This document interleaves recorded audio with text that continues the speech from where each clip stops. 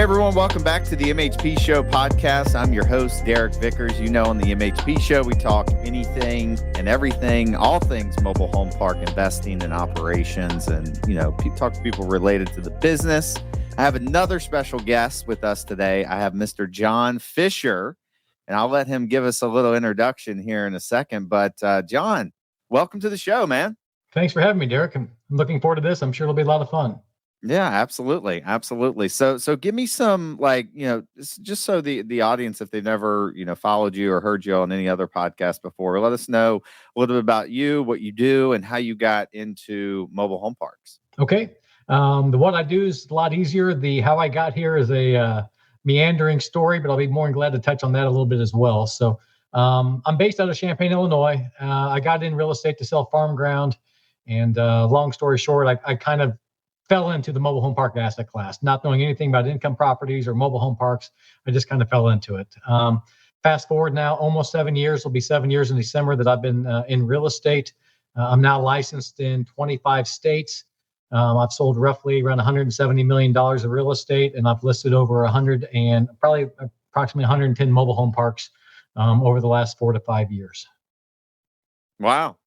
So you said you started in like farmland? Yeah. So my background is in agriculture. On my best day, I'm nothing but an old pig farmer. I had a 4-H project growing up that got a little bit out of control.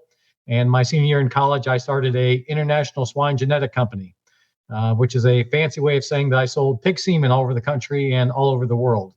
I had the swine genetics company for 22 years, had the world's first commercially cloned pigs back in 2001. Had my 15 minutes of fame, but that whole time I was pretty unsatisfied with my life and wasn't very happy. In 2017, after treading water for a few years financially after a divorce, the numbers were not looking very good in that business. I was not happy to begin with, even in the years that I was making money. So not knowing what I was going to do, on June 1st, 2017, I pulled the plug, walked away, and fell into real estate. So roughly in December of 2017, I got my real estate license. I had been probably a realtor for 6 or 7 months at that time. I had sold a few houses, hadn't got a listing yet. At that time, I would have listed the county dump. I would have listed a CD establishment, probably anywhere. I would have listed about anything I could have gotten my hands on. And I had signed up with a farmland brokerage out of Indiana in addition to my one in Illinois. And for whatever reason, and I think it was a God thing, some lady from Indianapolis called them and said, "Hey, I own a mobile home park in Taylorville, Illinois. Would you guys sell it for me?" And they're like, "Well, we don't have any interest in selling mobile home parks, but we just signed up an agent in Illinois. If you want, we can ask him." So they called me up and said, "Hey, do you want a mobile home park in Illinois?" I'm like, "I'll take it." So called them up, got the listing. I had a friend locally who owned a little mobile home park, maybe 7 to 10 pads. So she told me a little bit about Mobile Home Park University and their forum. So basically all started from there. I found Mobile Home Park Store and Crexy. And, I jumped on Crexy and Mobile Home Park Store and kind of, read through the lingo and tried to educate myself enough. So my initial bio description hopefully would not embarrass me too badly. And listed that first park. My phone rang off the hook. About 2 months later, a guy said, "Hey, I saw you had that park listed in Taylorville. I've got a little park in Peoria. Will you sell it for me?" So after I got that second call for a second mobile home park, I'm like, you know what? There might be some to this. So I ordered a mailing list of every mobile home park owner in the state of Illinois and in Indiana. And I just sat down and I started writing letters. And fast forward now 5-6 years, and I've listed over 110 of them. Wow. So 5 to 6 years, you did 110. Wow. That's impressive. And actually, I have the title of the episode now. It's going to be Pig Semen Harvesting to Trailer Park or something. I've told lots of my friends I can't do anything normal in my job. So.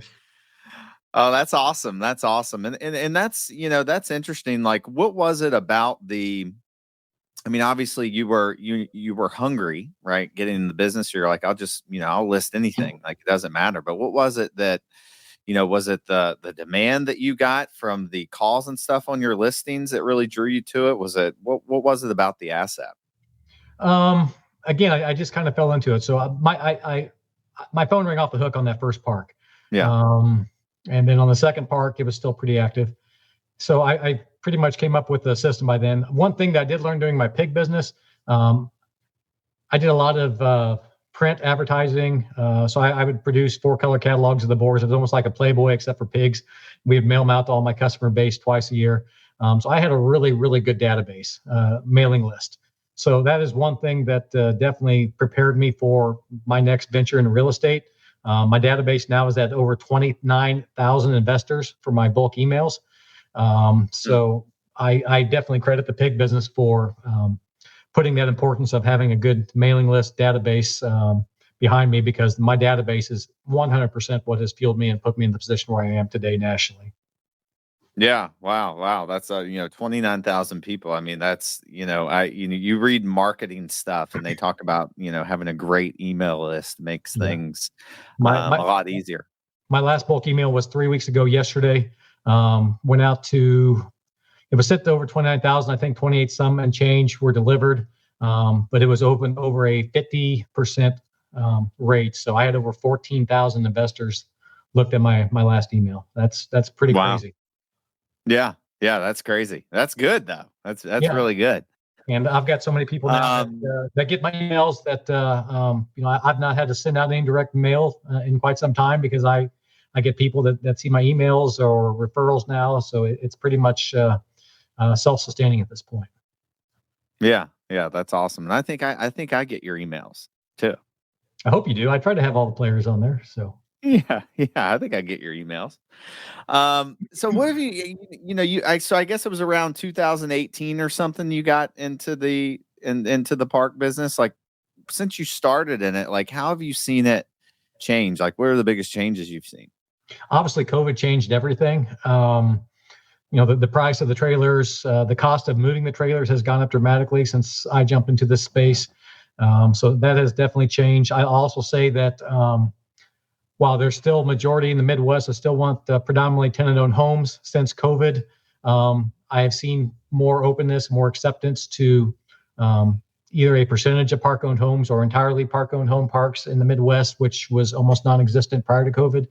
Obviously, cap rates have made a huge adjustment from where I started. Interest in the asset class has grown tremendously. It was like someone just threw gas on a fire right after COVID, especially when interest rates were so low. So we went. They always say in farming, back when the cotton was high, well, we had high cotton there after COVID, and then starting the fourth quarter of 22 when interest rates started going up, we kind of had a drought, and if we're going to use farming terminology, and now we're starting to see some rain coming again, and some hope on the future for better times. Yeah, for sure. And that's interesting, because I started around COVID as well, and like I think people were looking for the bottom to fall out of the market, but it didn't.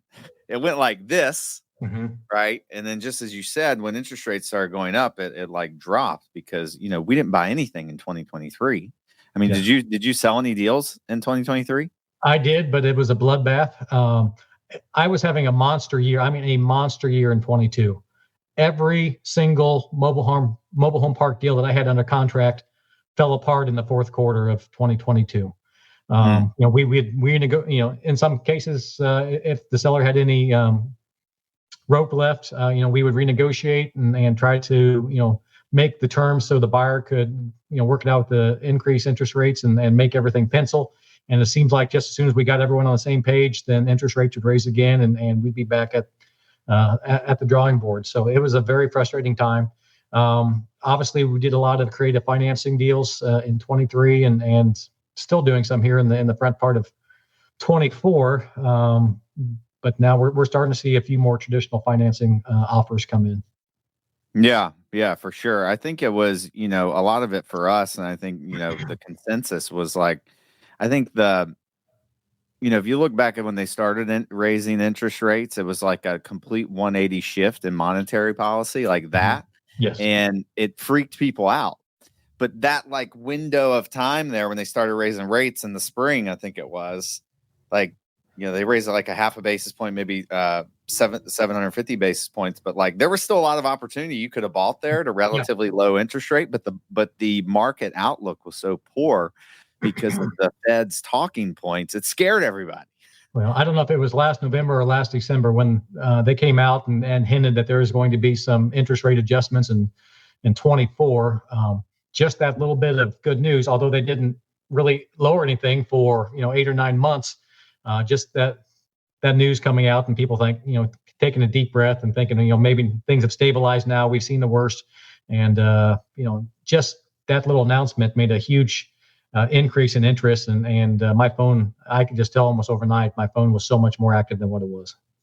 Yeah. It's so interesting how it works. It's all about like perception. It is. And, they can come out today and say, oh my God, we're going to lower interest rates and not even do it. And the 5-year would probably dip just like it did before they just lowered it 500 basis points. And now the 5-year, it's weird. It's went back up to like 3.8. But before they lowered, it went down to like 3.4. And it was just strange because the rate cut was sort of already baked in before they even did it. But here's what I think is interesting right now in our current environment. We're just, I don't know how long we are to election, 3 weeks or whatever it is. I really don't get the sense that any of the investors or the people I talk with are remotely worried about the results of the election, which typically a national election, there's that gives a lot of investors pause, but I have not got that sense or feeling from hardly anyone this year. Yeah. Are you talking about on the investor side or the seller side? On the investor side. Yeah. Why do you think that is? I don't know. I just maybe it's been so dreary for so long that they don't think regardless of what party wins, it's not going to get any worse. I don't know, but I remember 4 years ago that there was a lot more people saying, I'm going to wait till after the election. I'm going to wait till after the election, and I've not heard those words in this election cycle. Yeah. And I think if I look at me from an investor perspective, like I'm not like if a deal is a deal right now, I'm taking it. Right. I'm not waiting till after the election, but my acquisitions guys have been running into some stuff as far as sellers being a little hesitant or apprehensive until the election. And I remember even in 2020, we bought one deal in 2020, but I remember after the election, sellers I had been talking to, I started getting some stuff under contract after there was at least a little bit of certainty that the election was over and whatever was happening.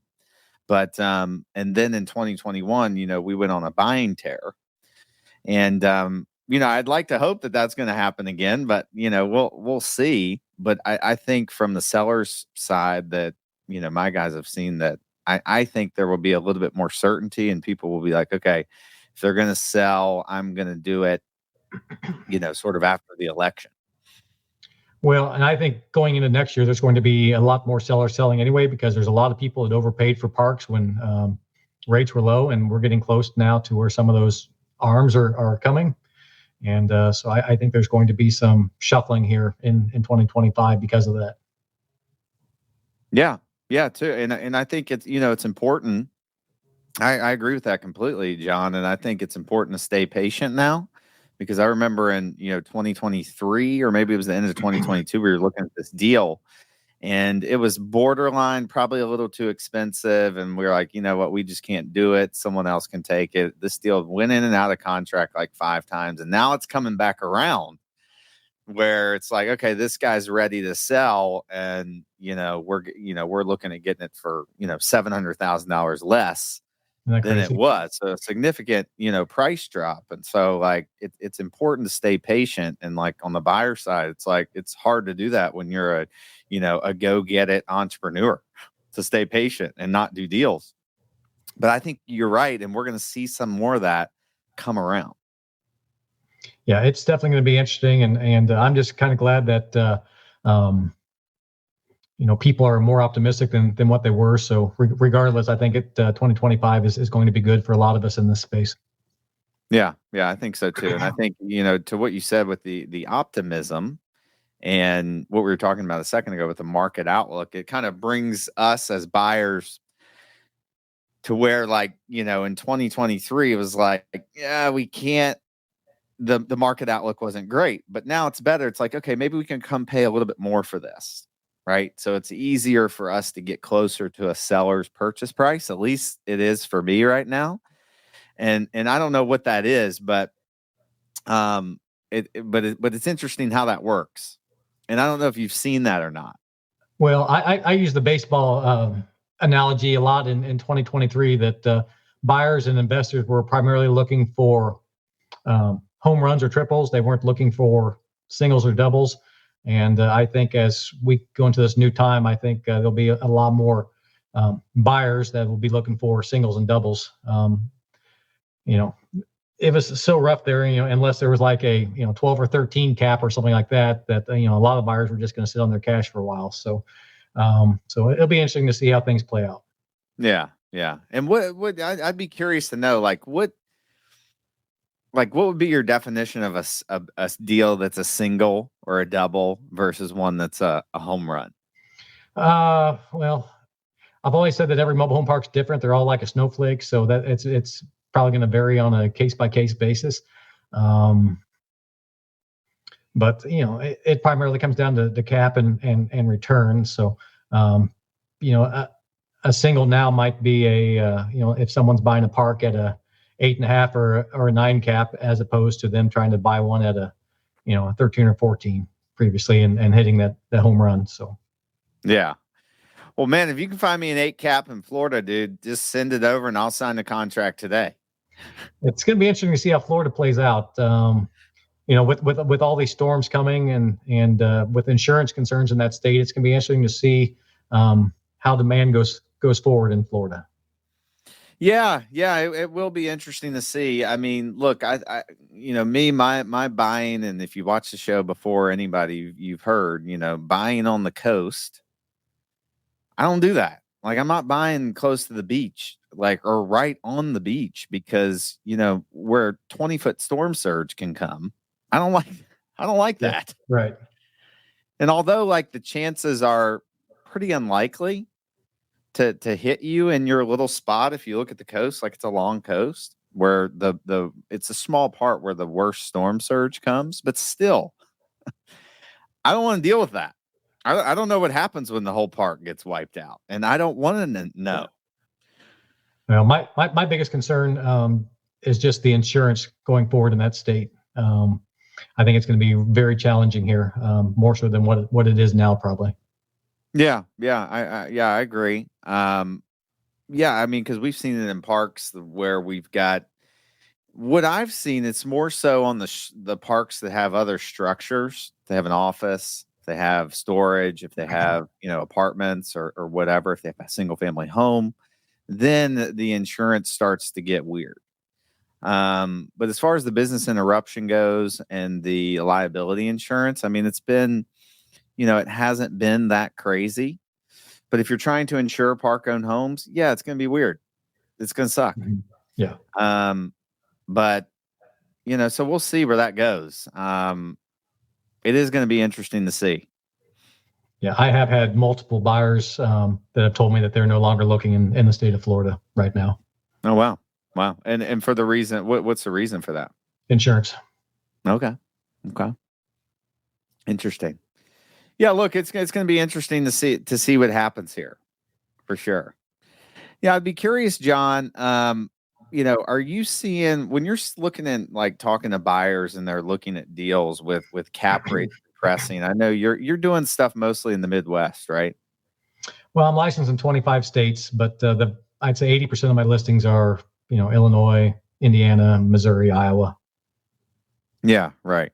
Are buyers looking at deals from an in-place cap rate standpoint? Hey, what's the deal doing now? Or are they looking at it, with that, but also keeping in mind what they're going to do with the park when they get it? 95% of the time, it's in place. About the only time it's not in place is if a park is severely underperforming, say it's a 72 pad that's maybe 15-20% occupied, something like that. So then we pretty much price it on a price per pad basis as opposed to capping it. But for the most part, it's in place. Very few times will we get anyone to make an offer on future cap. Yeah. And I think that's interesting because if you're buying And I'm assuming they're looking at that stuff like, hey, if it's a tenant-owned home park and they're just going to go and make some small improvements and increase rents every year, yeah, I could see that. But on the value add stuff, you almost have to look at it from a perspective of like, hey, we're going to do this, because the numbers, they really typically don't make sense in the beginning. Mm-hmm. And when we buy value add stuff, that's typically what I'm doing. I'm looking at, hey, like, what are we going to do with this deal moving forward? Well, I'm sure that is definitely goes into consideration, but in terms of what they base their offer on, it's in place. Yeah. Yeah. Pro forma probably definitely makes the bank feel more comfortable when they see that 3 to 5 year business plan. It probably makes the investor, especially if they've done it before, they've taken over some challenging parks and came in and put their footprint on it. They know they can do it. I'm sure that makes them feel more comfortable in buying it. But in terms of what they're going to offer, it's typically based on in place. Yeah. Yeah, for sure. For sure. What do you like when you're looking for deals, right, to list and, get under contract yourself, like how are you finding deals and listings right now? Like I said, I did a ton of direct mail. I've not done anything in 2024 yet. I do have a large RV park mailer going out here in about 2 weeks. But on the mobile home side, I've not sent any letters out this year. It's all been pretty much referral, word of mouth, my bulk emails, and I typically have 10 to 15 listings at any one time. So if anyone's on Crexy, they'll see my Mr. Landman corn logo, and it kind of sticks out like a sore thumb, or mobile home park store. So I've had several people that have reached out, said, hey, I was on such and such site and I saw you had a bunch of listings and I'm thinking about selling my park. So basically that's how I'm sourcing the majority of my leads right now. They're pretty much just coming to me, luckily, at this point. Yeah. Yeah. What do you say? Cause I talk to people, all the time, and they're like, it's hard to find deals right now. Do you agree with that or no? I agree with that, just because there's so many people looking. If you've got 20,000 people looking and there's only 45 or 50,000 mobile home parks nationally, then that creates an issue. So I don't get a lot of the large institutional type parks yet. Occasionally I'll be lucky enough to land one. I get a lot of the mom and pops. And so in those smaller parks, I get a lot of entry level buyers and investors. So I've probably, get more people going after those parks just because of the size of the parks, and they're at a number where just about anyone can afford a lot of those parks, or with a partner or a little help, they can secure the funds to do so. Yeah. Right. Yeah. Do you see, I guess on your end too, do you see more? I mean, I know there's more institutional buyers getting into the asset class, but like, and what you just mentioned, those type of deals that you're getting, the smaller stuff, the mom and pop stuff that, have a bigger buying pool that's able to get that closed. Like, who are you seeing that's like coming into the business now? Is it just new people or people coming from other asset classes? Or I'd be curious. A combination thereof. A lot of new people. I get a lot of people that say that they've been investing in single family homes and they want to get into mobile home parks. So they don't have to worry about 10 roofs or 10 air conditioners. They can just, have one park and put all their attention to that. So that's a very common call. Yeah. Yeah. And how do you like, do you have a test or something that you put these buyers through to, say, hey, this guy's a tire kicker, or this guy's like real? That's a great question. And I actually had this conversation with one of my sellers just earlier in the week. After 7 years and the thousands of people that I've talked to, I'd like to think that, I'm a little more aware of those individuals that are serious and have the background where they can get this across the finish line. But occasionally there'll be one or two that get one past the goalie, so to speak. And typically pretty early in the due diligence period, I can find out pretty quickly, or I can tell pretty quickly that it's going to be a train wreck. And unfortunately, there's not much you can do. And I always just try to tell my sellers, try to negotiate as short of a due diligence period as you can. So if we do have to take it off the market, hopefully it's not a 60, 90 day deal and we don't lose too much time should it not come. But I always ask them to provide me a bio on themselves, and on their investment portfolio. And then I also ask them for proof of funds. So hopefully that weeds out quite a few of them. But unfortunately, even if sometimes you can have a really good feeling in your gut, and they can still, once you get into it, realize that it's not going to work.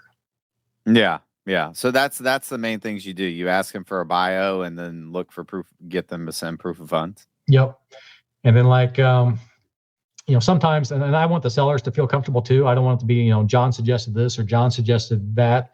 Sometimes I'll have them jump on the phone with a prospective buyer if I'm kind of on the fence, just to have them feel them out and get their 2 cents. So there also have been times where I didn't feel comfortable, but the buyers were so motivated to sell. They're like, at the first offer coming in, put it under contract. And I've run into that situation as well. And sometimes that doesn't work out to just go ahead and take that first offer. Okay. Got it. And then I wanted to, there's one other thing you said there when, you can tell pretty early in the due diligence process if someone's serious or not. Like, what is something that someone does where you'd be like, oh, this guy's not serious? Just some of the questions that they may ask during the due diligence period, some of the items that they might request.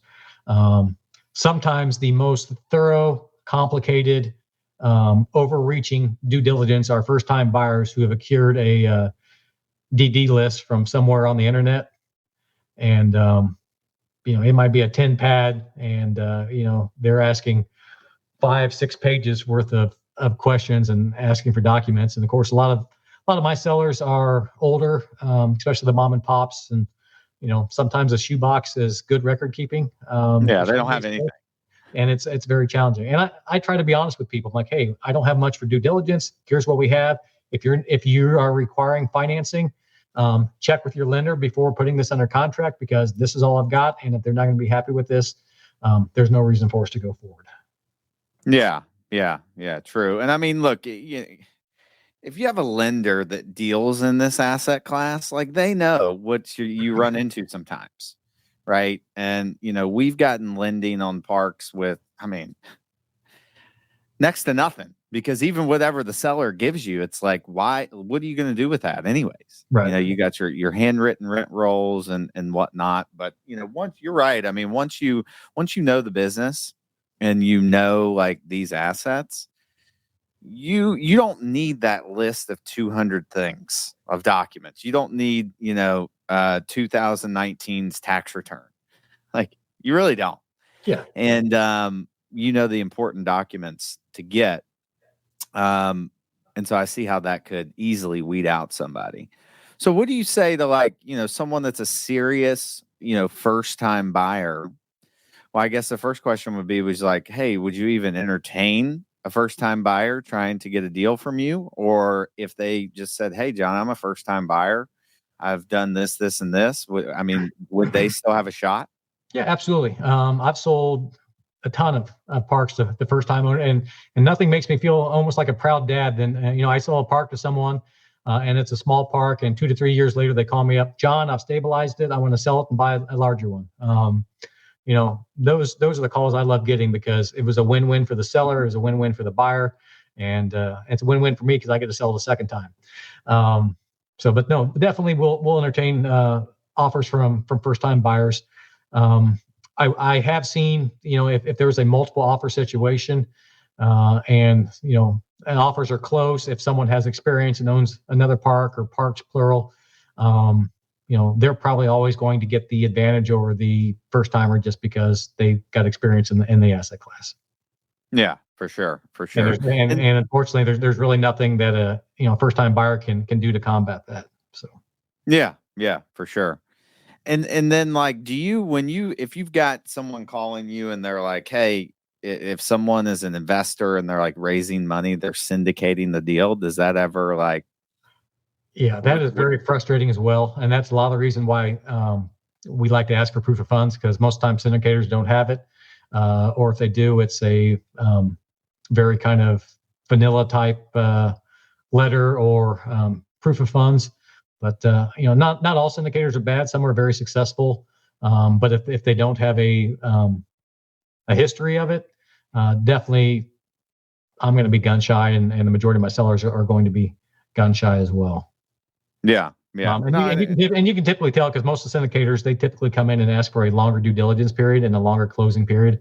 Instead of 30-30 or 30-45, they might come in and ask for 90 and 45 or something that's just 90 ridiculous. and 45. Yeah, I mean, I've had Dang. offers. I had an offer earlier in the month. The guy was asking for 180 days of due diligence. That's crazy. It is crazy, but it happens. Wild. Yeah, it happens. Yeah. Yeah. I mean, we're typically doing 60 to 90 days. Obviously we've done this, multiple times, but 180 days, like that's crazy. That's just wild. Yeah. So it's typically when I see something like that, I figure it's someone that's going to try to wholesale it, or it's someone trying to syndicate it, or someone that maybe just doesn't have a lot of experience in this asset class, and they're maybe just very nervous and very cautious, very, very, very cautious. Yeah. At 180 days. So. Yeah, for sure. But, it shouldn't take that long to go through a rent roll and verify income, and if you're going to do a phase one, or scope the water sewer lines, et cetera. It's not going to take you very long. It's not going to take you very long to do that in most cases. Yeah. I mean, it shouldn't. I mean, 30 to 45 days, I think, is good for due diligence. Sometimes where we run into some slowness is on the, if it's private utilities and we've got to get documents from the state agencies, sometimes that takes a little bit longer. If we've got to get a zoning verification letter and some of this stuff, it depends on the municipality, but it'll take longer. So, but we're still usually good in 30 to 45 days. Yeah. And normally, a lot of the contracts are written that, if someone's waiting on a third party report, like an environmental report or something like that, it extends for an automatic 15 days or something like that. And most sellers are fine with that. If you're a buyer out there and you want to be competitive in some of these smaller parks, if you're putting down a longer due diligence period, or a longer closing date, that is definitely going to make your offer not near as attractive. Yeah. I mean, that's totally true. It's totally true. I mean, I think I've actually found that we like to close faster if we can. I mean, if we're working with a bank that we've worked with before, I mean, we can close a deal in 45 days. I mean, it's not we just closed the deal. We closed it. Well, we were ready at day 40, and the seller had some stuff on his end he had to get and sign, and so it took. I think we ended up at like 50 days. But you can close these deals pretty fast if you get on it and don't screw around. Yeah. And everything goes right. The appraisers do their job in a timely fashion, and they don't completely mess up an appraisal. And that's another thing. Some of these appraisals are just god awful. Yeah. Why do you think that is? It's just no experience? I think like a lot of the larger national firms, they bring these kids straight in from college, and they have a lot of the young kids on it that just don't have a lot of experience. And a lot of times, it depends how the bank orders it. And a lot of times we don't have a lot of contact with them, but you'll get the appraisals back and they don't include any value for any of the park owned homes, that sort of thing, which can really throw a deal off pretty quickly. Yeah. I mean, do you find that, so typically when I'm buying a deal with park owned homes, I like to make it work without any home value in there. And so it sort of works out. But in the case where you need to put home value in there, like I've never even heard of appraisers actually including home value in there. Well, there are some, and some of the banks I work with now are actually, when they make the request to the appraisers, they are actually requesting that. Interesting. So is that the biggest thing you see them mess up on, or you see them calculate expenses way too high and they don't get to the number, or cap rates are all over. Sometimes their projections, are all over. And obviously if they're going to put in the value of the homes, they're not going to cap the rent above pad value. But sometimes what they put in for rent and their projections for future rent and that sort of thing, rent roll is off. So, yeah. Yeah, and I think too, like this is just my personal opinion. The appraisal business is a little, it's a little funky, anyways, because the it, it's always within, at least in my experience, it's right at the number or within, 20,000 bucks. And I don't know. We've gotten appraisals to hit before that I look at now, and I'm like, yeah, I don't know how that exactly happened, but I don't know. I just think it's a little weird business. If the bank wants to do the deal, the appraisal will hit. If they don't, it won't hit. Yeah, I had a small 15 to 20 pad park on the Indiana side of Louisville this summer. The appraisal was either 180 or 200,000 below contract price. How much? 180 to 200,000. It was a young kid. I could tell when he called me, he had called to ask me some questions on the park. And as soon as I got the phone with him, I called the banker and I'm like, we're screwed. I can just tell it's not going to go good. Just some of the questions that he was asking. And so the bank said, where is he wrong? So I wrote up a 3-page deal and, item 1, item 2, item 3, item 4, item 5. And they sent it back and asked him to, reappraise, taking those items into consideration. And within 7 or 8 days, we had a second appraisal back and the park closed the next week. Wow. That's amazing that you were able to do that, because from stories that I've heard, that like the appraisal is like an immovable object. Once it's in, it's in. Well, I've had 2 instances now where we've got them corrected. So wow. And then I guess what would happen is if the appraisal came in, if they didn't change that appraisal, then the buyer has to come in with more capital then. Yep. And that wasn't going to happen in this Indiana park, so it was going to be a dead deal. So, and my seller was in a financial position he really needed to close. So luckily, we were able to get that reversed and get him out of that situation. Yeah. Well, that's good. So if I ever have that happen, I'm going to call John and be like, hey, give me your 3-page dissertation on why this guy's an idiot, and we'll see if we can get this thing. Put me on it. I will. What do you think? Like, I know you're working in the Midwest, but just from if you take a 10,000-foot view at some markets, like what do you see as promising markets that maybe people aren't looking at, or that more people are flocking to? Like, what are you seeing? I've got a lot of people. I've always said that if I list a park in Danville, Illinois, or I list one in Covington, Indiana, they're basically 5 miles apart, but one's on the Indiana side and has a reputation for lower property taxes and better government. And then you got Illinois that does not have that reputation. And I would receive, 10 to 1 phone calls for the park in Indiana.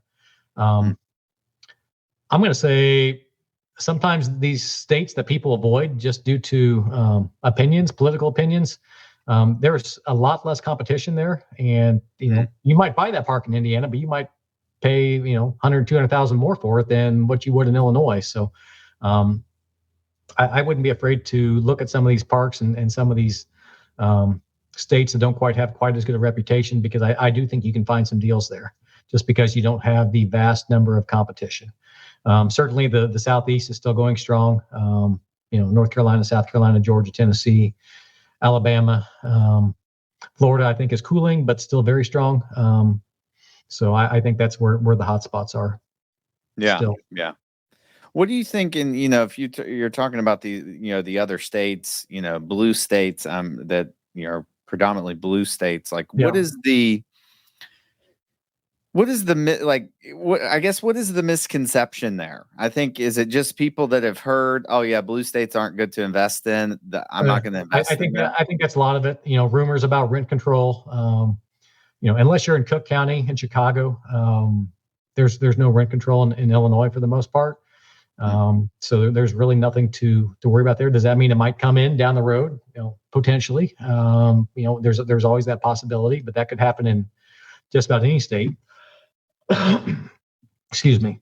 And then, concerns over property taxes, but sometimes downstate, if you get down Southern Illinois, Central Illinois, you can find some areas where the property taxes aren't outrageous. But certainly the reputation about rent control and property taxes are hurting a lot of people from jumping into the Illinois market. Yeah. Okay. What do you think is, when you look at the kind of the future outlook of the MHP business, like, Do you potentially see any like disruptor that could like, because we have there's a high demand and a low supply of our product. Do you ever see any kind of disruptor coming that could disrupt that? The only thing I could really see as a disruptor is when we get the mobile home parks to the point where they're no longer affordable housing. Mm. You know, I've got a park listed right now in East Peoria, and the lot rent is $500 per month. So if you were to buy a home there and put it on, and by the time you make your payment and your pad rental, you're probably looking at $850, $900 a month, and at that point, you could go and buy a fairly reasonable house at that same price point. So at some point, and these investors need a return on their money, but the price of these parks seem to keep going up. And at some point, I'm afraid that it's not going to be affordable housing like it used to be. Yeah, yeah, and I think it's we'll see. I mean, it's lot rents have been historically low over time, but they're creeping up. I still think it's a factor of what your multifamily is doing. And if you're in a stronger market, I mean, that the rents are still going to increase in a strong market. But I do think about what you just said. Like when is it to a point to where it doesn't make sense? But in 10 years, apartment rents are going to be, what are they going to be? $3,500, $3,700 in a strong market. I don't know. And so what is the lot rent? If it's a product of that, then that would tell me that lot rent's going to be higher too. But we'll see. People will be making more money in 10 years. I mean, if you look in 2010, if you would have said like, what was the average wage in 2010? I don't know, $8 an hour, $10 an hour. Now it's 20 something. So what will it be 10 years from now? Will it be 30? So I don't know. Well, it'll be interesting to see. It is going to be interesting to see. One thing about the mobile home park asset class compared to others,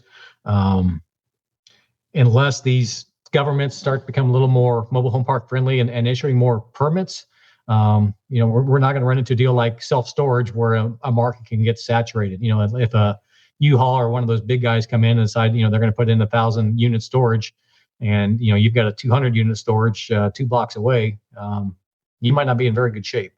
At least in the mobile home park asset class, that's really something that we don't have to worry about quite as much. Yeah, and that's I've talked to guys that are like, oh man, you should get into self-storage, and like it looks interesting, but I just don't like the fact that if I buy one, John can come build a new state-of-the-art air conditioning, however many unit spot, how many square foot right beside me, and kind of dilute the market. So I don't like that aspect of it. Yeah. So I sell all asset classes, and I follow some basically all the asset classes on Facebook pages, and there's a car wash page now, and I've seen multiple posts within the last week where someone had came in and put a brand new, fully automated car wash right next to a hand do-it-yourself type deal, right next to it, and they're like, well, this isn't good. So at least you don't have to worry about that in this asset class too much. Well, yeah, in the car wash, so within a 2-mile radius of my office, there's probably 6 new car washes coming up.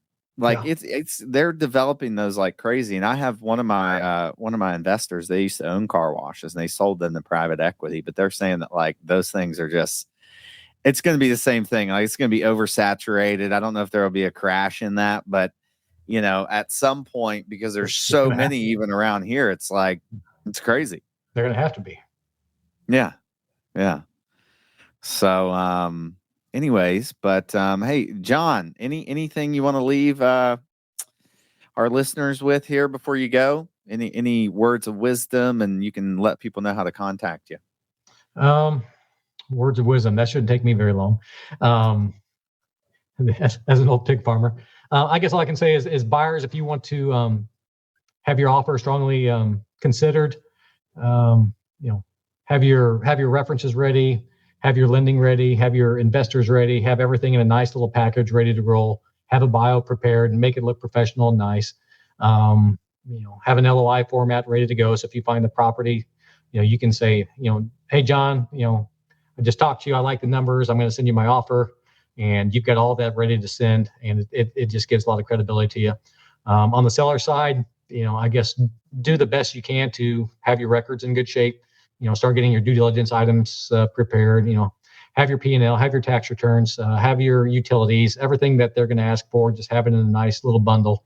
It just makes everyone's job so much easier and more efficient. And you've got a lot better chance of the deal getting across the finish line when you've worked on that in advance and you're not scrambling at the 12th hour trying to get that. So I'm pretty easy to find. You can go to mrlandman.com. That's MRLANDMAN, mrlandman.com. And you can also call me anytime at area code 217-202-0924. Awesome. Well, thanks, John. And thank you everyone for tuning in to the MHP Show podcast. We are on all the channels. So if you could like and subscribe, you can reach out to me on any social media platform, or you can reach out to me at derek@victorycapital.com, or you can check out victorycapital.com. It's victory with a K. And we will see you all next week. Peace.